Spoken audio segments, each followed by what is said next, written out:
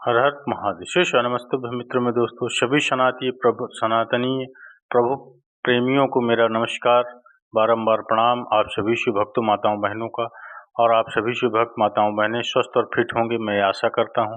तो चलिए मित्रों माताओं बहनों, आज मैं आप सभी शिव भक्तों के लिए एक विशेष उपाय लेकर के आया हूँ।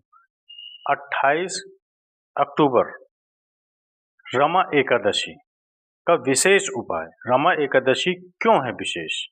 माँ लक्ष्मी की कृपा अगर पाना है आपको, तो इन रमा एकादशी के दिन ये उपाय अवश्य करिए मित्रों।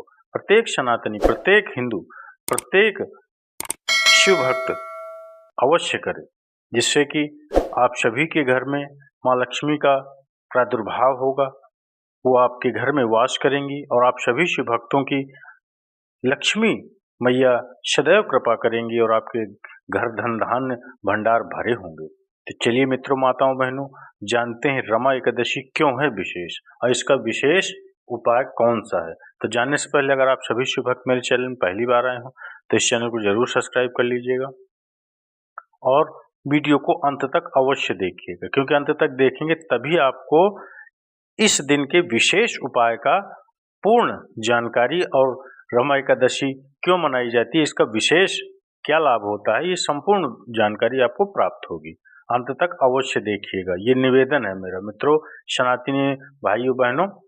तो चलिए मित्रों जानते हैं, ज़्यादा समय न लेते हुए समझते हैं।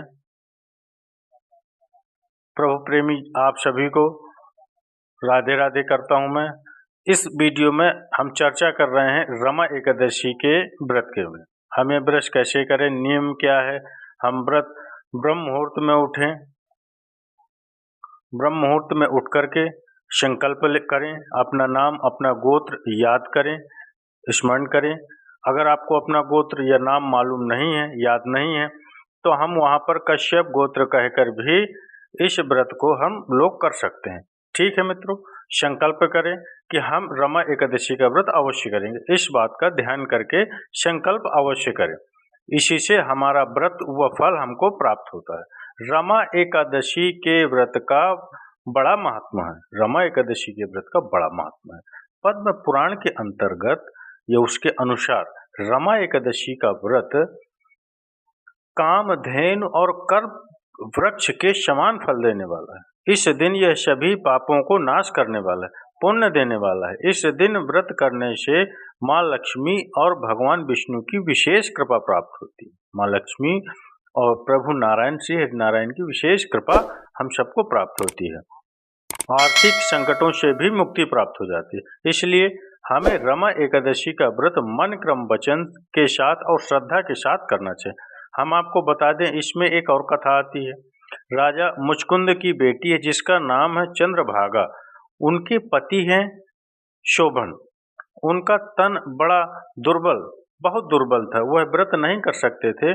पर मुचकुंद महाराज के यहाँ पर तो बहुत बड़ा प्रभाव था एकादशी व्रत का। वह तो कहते थे कि भैया पशुओं को भी एकादशी रखना होता है। उस दिन पशुओं को भी अन्न नहीं देते थे, वहाँ पे ऐसा था, नहीं देते थे पशुओं को भी।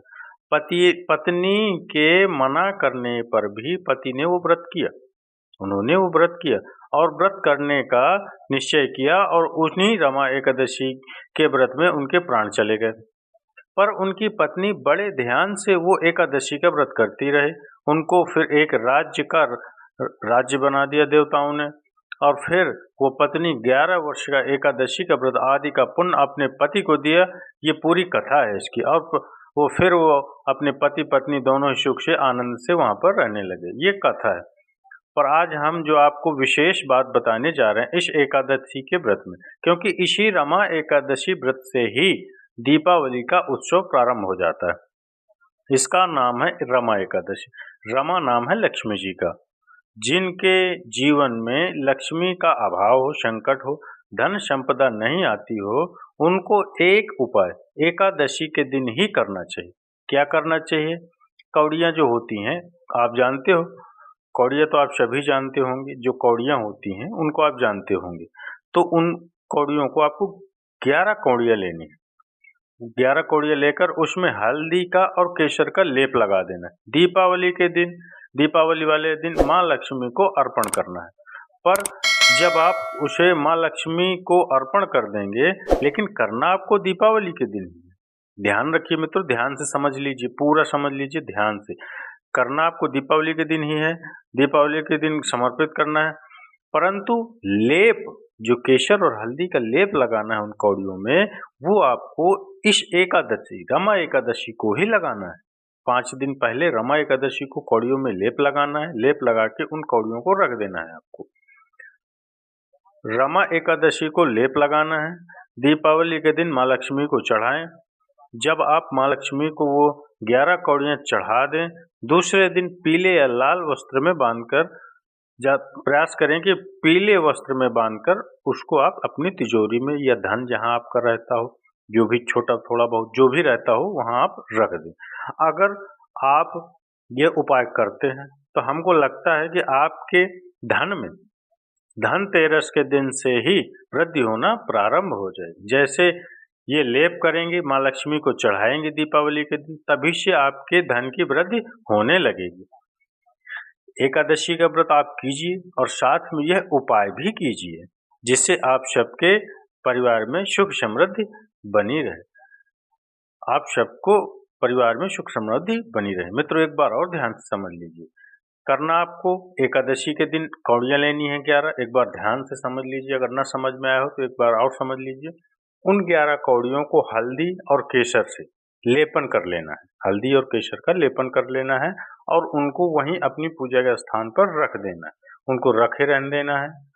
दीपावली के दिन जब आप पूजन करोगे माता लक्ष्मी मैया का, तो उनका आपको समर्पित कर देना है। उन कौड़ियों को माता लक्ष्मी के सम्मुख समर्पित करके इनका भी पूजन कर देना है और उनको रखी रहने देना है। और अगले दिन आप प्रयास करिए कि पीला वस्त्र हो, नहीं तो लाल वस्त्र में भी उनको बांध कर रख सकते हैं, लेकिन प्रयास करिए कि पीला वस्त्र, पीले वस्त्र में उन कौड़ियों को लपेट कर, बांध कर, पोटली बनाकर आप जहां आपका धन रखा हो, जहां आपका तिजोरी हो, धन की जगह हो या जो भी हो, अलमारी वगैरह जहां पर भी आप धन रखते हो, उस जगह पर उन कौड़ियों को आप रख दीजिए।